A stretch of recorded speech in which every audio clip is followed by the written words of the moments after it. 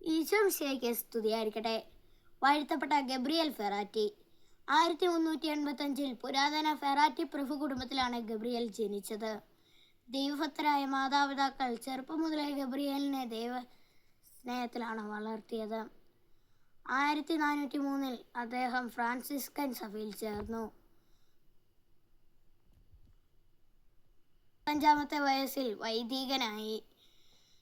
അങ്കോനയിലെ mission പ്രവൃത്തികൾക്കായി അയക്കപ്പെട്ടു. Gabriel ദിവ്യനാഥനോടും പരിശുദ്ധ കന്യാമറിയത്തോടും പുലർത്തിയിരുന്ന ഭക്തിയും സ്നേഹവും അദ്ദേഹത്തിൻ്റെ പ്രസംഗങ്ങളിൽ പ്രകടമായിരുന്നു. 1546 അങ്കോനയിലെ ആശ്രമത്തിൽ വെച്ച് ഗബ്രിയേൽ മരണം പ്രാപിച്ചു. അദ്ദേഹത്തിൻ്റെ മൃതദേഹം ഇന്നും അഴുകിയിട്ടില്ല.